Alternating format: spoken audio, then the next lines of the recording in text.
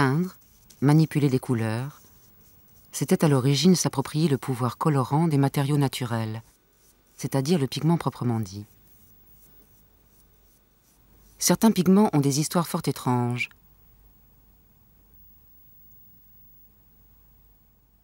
Le pillage des tombes égyptiennes a commencé dès l'Antiquité.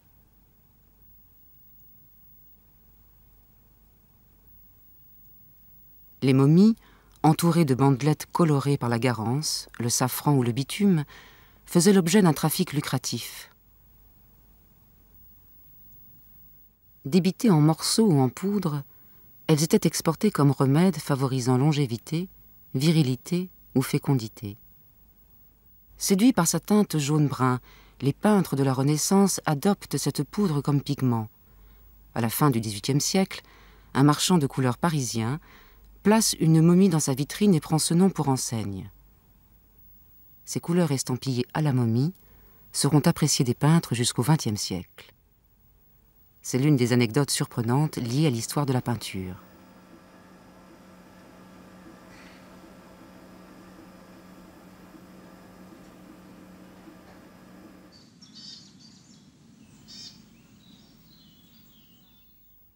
Des taureaux, des cerfs, des chevaux. Les peintures de la grotte de Lascaux dans le Périgord sont les plus connues de toutes les images préhistoriques. L'éclat des couleurs rappelle avec précision les bruns, les noirs, les jaunes et les rouges des robes des animaux.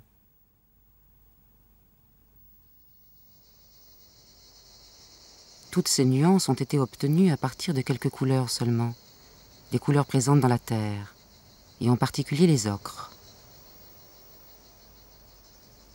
Très répandues, fortement colorantes, stables, elles ont toujours attiré les hommes.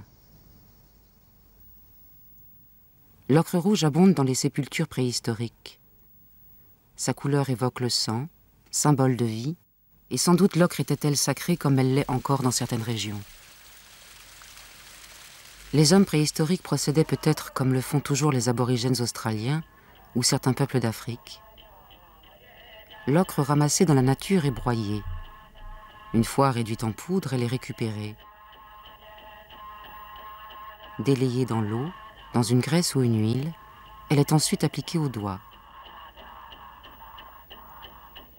Elle peut aussi être crachée.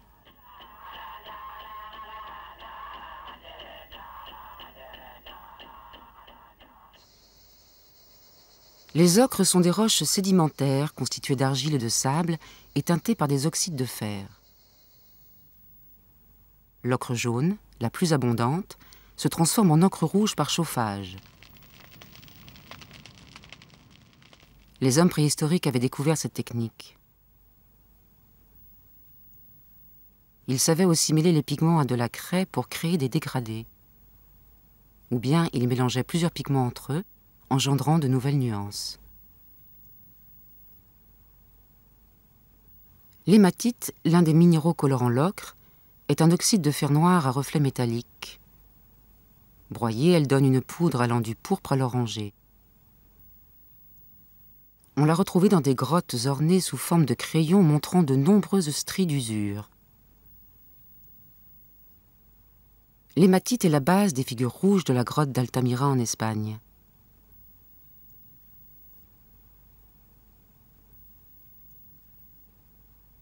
Depuis la Renaissance, les artistes utilisent cette sanguine, au pinceau ou crayon, pour leurs portraits, leurs études de nus.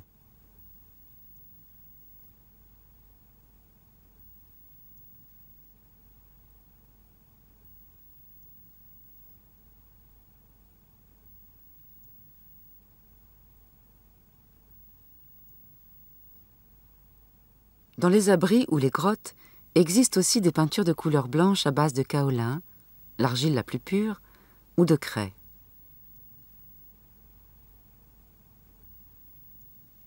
La craie sera également utilisée, comme la sanguine, pour les dessins préparatoires des peintures ou des fresques.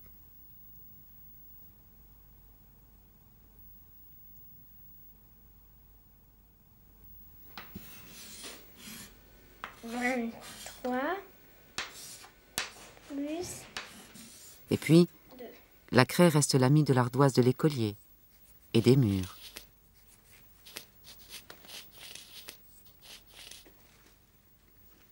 Autre pigment fondamental, le noir.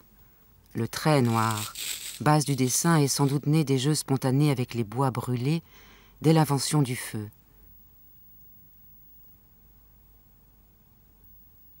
Parfois, les charbons étaient broyés, mélangés à un liant comme la graisse animale et appliqués sous forme liquide sur les parois. Le charbon était aussi utilisé directement pour tracer des dessins, comme dans la grotte de Niaux dans les Pyrénées.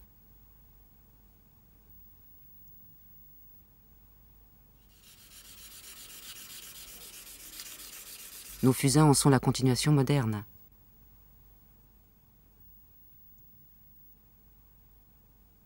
Ainsi, étonnante permanence, les 5 principaux pigments qu'utilisaient les hommes préhistoriques font toujours partie de la gamme du peintre moderne.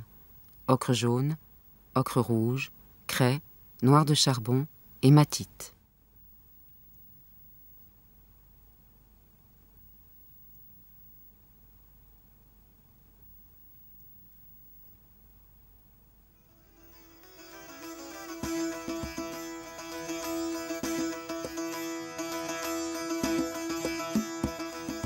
Temples, maisons, tombeaux. Tout dans l'Égypte ancienne est couvert de peintures aux couleurs vives.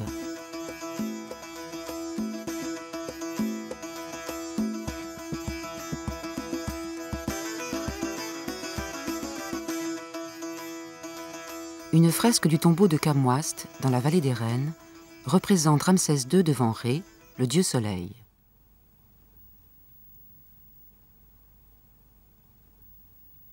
Sur l'ocre des fonds et des carnations se détache le jaune vif du vêtement. Les grains du pigment accrochent et diffusent la lumière. Ce jaune vif, qui ressemble à de l'or, c'est l'or-piment, un minéral contenant de l'arsenic trouvé à l'état naturel dans le désert du Sinaï. Des siècles plus tard, en 1437, le peintre italien Cennino Cennini mettra en garde ses collègues. Ce jaune, plus semblable à l'or qu'aucun autre, garde-toi d'en mettre à la bouche. Tu pourrais t'en trouver mal. L'usage en sera interdit au XIXe siècle.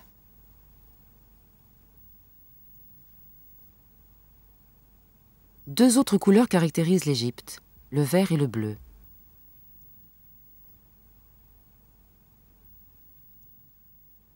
Dès le IIIe millénaire, un pigment vert émeraude apparaît, provenant d'une roche contenant du cuivre, la malachite. Taillée et polie, la malachite orne des bijoux. Broyée, elle est lumineuse. Elle est le pigment vert principal des peintures sur bois.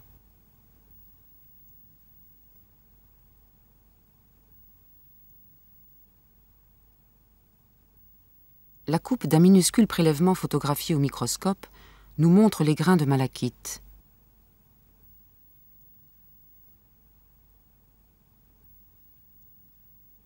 Mélangée à des graisses animales, la malachite est utilisée comme fard.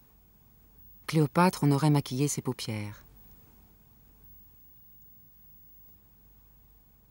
Le lapis lazuli, pierre précieuse d'un bleu très intense, orne statues et bijoux. Bien des siècles plus tard, la poudre qui en est issue sera pour les peintres le plus recherché de tous les pigments. En Italie, cette couleur prendra le nom d'oltramarino, outre-mer. Cennino Cennini recommande de confier sa préparation aux femmes. C'est plutôt l'affaire des belles jeunes filles que de nous autres hommes. Elles restent continuellement à la maison, sont plus constantes et ont les doigts plus déliés. Méfie-toi des vieilles. Ce bleu si précieux est réservé à certains sujets, comme les vêtements de la Vierge.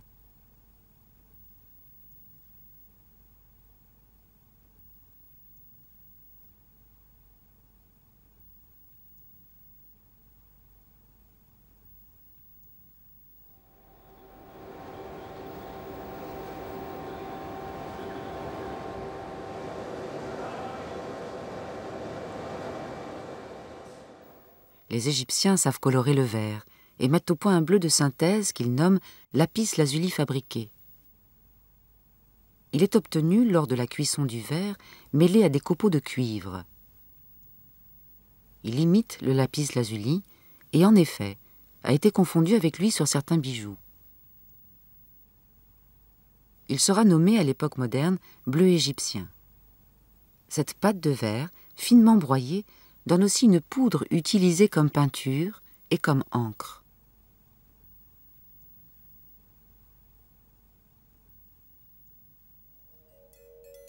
Les Grecs, puis les Romains, diversifient encore la palette des couleurs. Pompéi. Villa des mystères. Des personnages se détachent sur un fond rouge vermillon lumineux. Pigment responsable, le cinabre. Un minéral composé de soufre et de mercure. Le savant romain Pline l'Ancien, qui périra lors de l'éruption du Vésuve, observe que le cinabre vaut aussi cher que le bleu égyptien. Les peintres trompent le commanditaire en lavant souvent leur pinceau plein de couleurs. Le cinabre se dépose alors dans l'eau et il reste au voleur.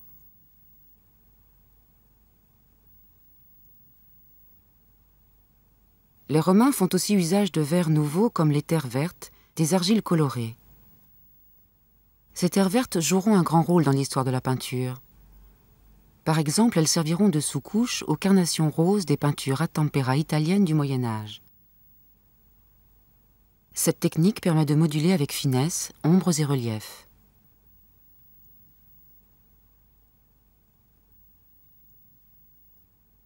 Les portraits dits du Fayoum trouvés en Égypte sur des momies de l'époque romaine sont surprenants de vie. Une performance accomplie grâce à l'éclat du regard. Le blanc des yeux et le reflet sur la pupille sont obtenus à l'aide de petites touches de blanc de plomb, appelées aussi blanc de céruse. Ce pigment se trouve à l'état naturel, mais il a aussi été fabriqué dès l'époque romaine. Bien que toxique, le blanc de plomb a été jusqu'au XIXe siècle le pigment le plus employé par les peintres. Il entre en effet dans la plupart de leurs mélanges.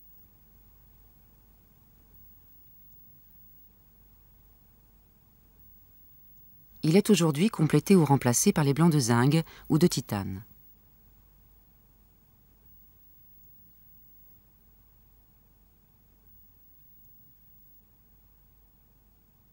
Dans l'Empire romain, comme dans la Grèce antique, les teinturiers forment une corporation puissante en raison de leur savoir-faire à la fois secret et précis.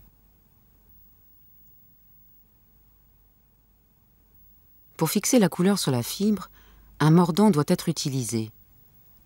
Le meilleur mordant, nous disent les textes antiques, est l'urine fermentée d'enfants impubères ou d'hommes ivres qui a bu du vin corsé.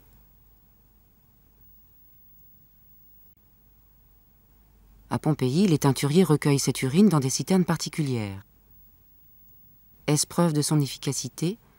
Elle sera utilisée pour teindre la laine jusqu'au milieu du XXe siècle en France.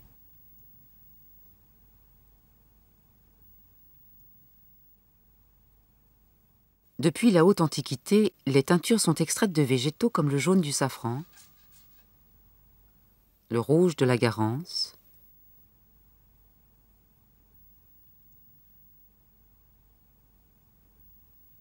le bleu de l'indigotier,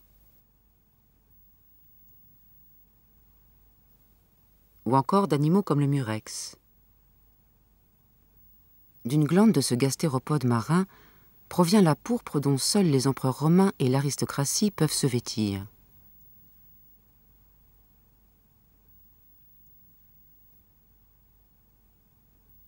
Plus tard, à Byzance, les empereurs en font teindre leurs plus beaux parchemins. Puis elle tombe dans l'oubli. C'est un insecte, la cochenille, qui désormais donnera la teinture rouge des vêtements des hauts dignitaires. Raphaël, en 1518, représente papes et cardinaux revêtus de cette nouvelle pourpre.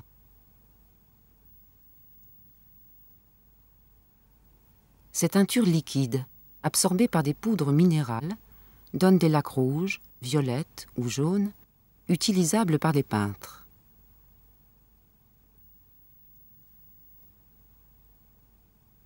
Au Moyen Âge, une singulière bataille de la couleur va se livrer.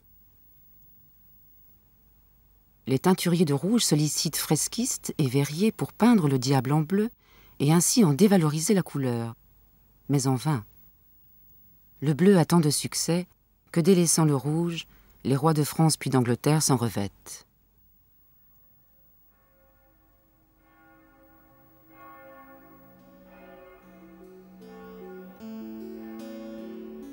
À la richesse architecturale du Moyen-Âge européen correspond une grande exubérance de la couleur. Vitraux, émaux, tapisseries, miniatures, reliquaires, polyptyques.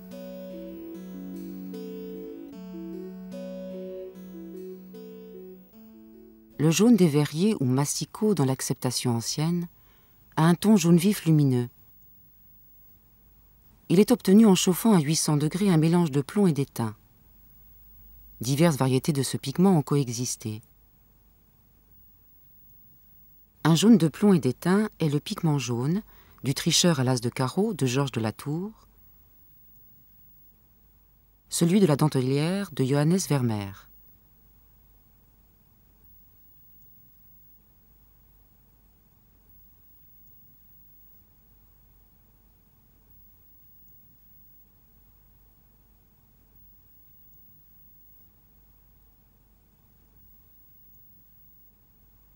Au XVIe siècle, les verriers inventent le smalt, un vert coloré par le cobalt. La poudre de smalt donne en peinture un bleu transparent, souvent utilisé pour les ciels.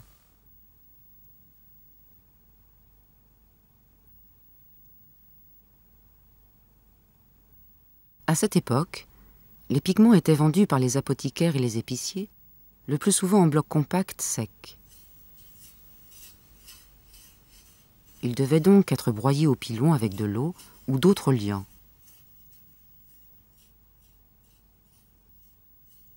Le peintre conservait sa préparation humide dans des vessies de porc.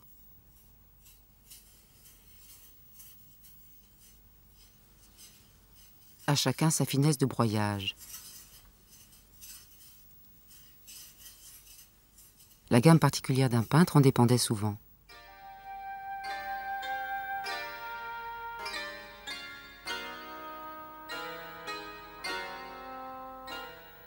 Le peintre vénitien du XVIe siècle dispose de la plus large palette. Venise commerce avec l'Orient et l'Occident et importe les pigments les plus rares. Pour le couvent vénitien de Saint-Georges-Majeur, Véronèse peint en 1563 une œuvre monumentale, Les Noces de Cana.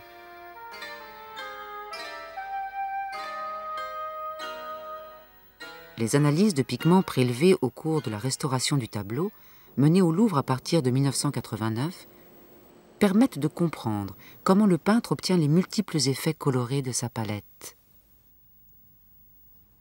Ainsi, le mantelet orangé du religieux est décoré de motifs. Les couches successives montrent le jaune de l'orpiment, l'orangé du réalgar mêlé de quelques grains de minium et d'ocre, enfin le bleu d'azurite du motif. Comme il est recouvert d'un repeint jaune, il apparaît bleu-vert. La botte jaune brillant du violiste est faite d'un mélange de jaune de plomb et d'étain et de blanc de plomb. Le ciel bleu clair présente, au-dessus de la couche jaunâtre qui couvre toute la toile, une couche autrefois bleue, aujourd'hui devenue blanche. Le smalt qu'elle contient s'est décoloré. La couche bleue superficielle est un mélange de blanc de plomb et de bleu d'outre-mer, c'est-à-dire de lapis lazuli broyé.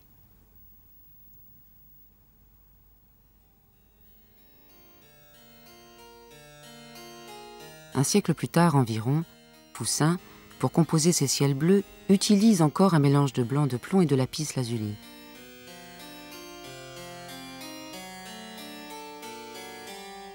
Un demi-siècle de plus, et dans le pèlerinage à l'île de Cythère que Watteau achève au milieu de l'année 1717, le ciel et les montagnes sont aussi traités par de légers frottis bleus. Mais au cours de la restauration, on a décelé dans les bleus de grandes quantités de fer. Cela suggère l'usage d'un pigment nouveau. Or, en 1704, deux chimistes allemands, en mélangeant différentes substances contenant notamment du fer et du cyanure, avait obtenu une couleur bleue inattendue. Dès 1710, le bleu de Prusse est commercialisé. Étant donné son prix modique, il remplace rapidement le lapis lazuli. Sur la fin de sa carrière, Watteau a donc sans doute utilisé ce bleu en mélange avec du lapis lazuli. À la fin du XVIIIe siècle, un jaune dense et chaud, le jaune indien ou péori, est employé par les peintres européens. Il se présente sous forme de petites boules de 5 ou 6 cm de diamètre, vendues par les marchands de couleurs. On sait qu'elles sont importées d'Orient, mais leur composition est mystérieuse.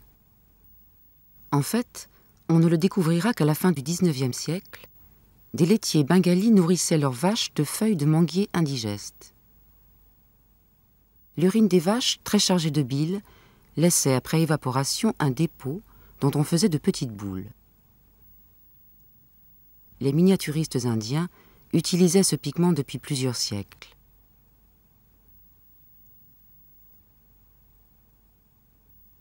La loi indienne interdira sa production au XIXe siècle.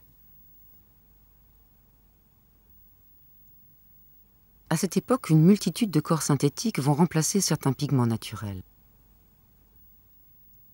En 1828, Jean-Baptiste Guimet fabrique artificiellement un bleu d'outre-mer. Ce sera le bleu guimet. Ce pigment a d'abord un usage domestique, il intensifie la couleur blanche du linge. Bientôt, les peintres et les sculpteurs s'en emparent. Ce bleu sera connu dans le monde entier. En Afrique, les Ibo en colorent leurs sculptures.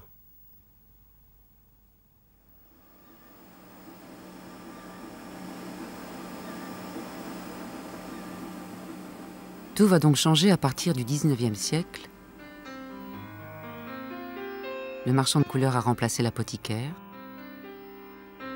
Il vend les produits chimiques de la vie quotidienne et aussi les accessoires des peintres.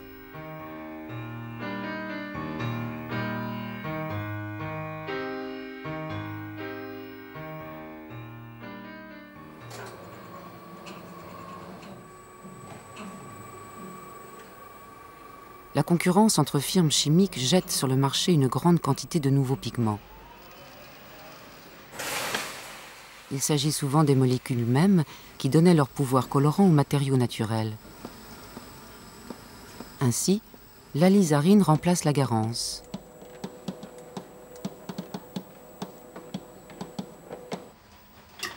Et une invention simple, le tube, va transformer la pratique des peintres.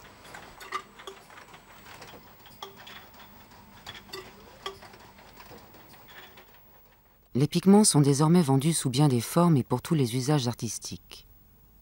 En poudre, à l'huile,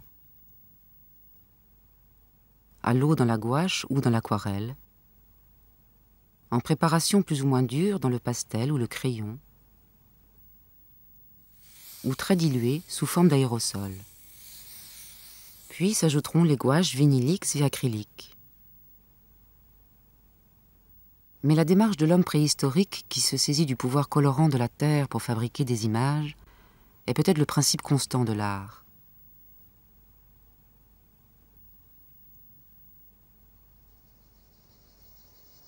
Lorsque Paul Cézanne peint la montagne Sainte-Victoire près d'Aix, il emploie pour rendre les couleurs de la terre et de certains rochers de l'ocre jaune et de l'ocre rouge, c'est-à-dire précisément les matières mêmes qui donnent à ce paysage ses couleurs fauves.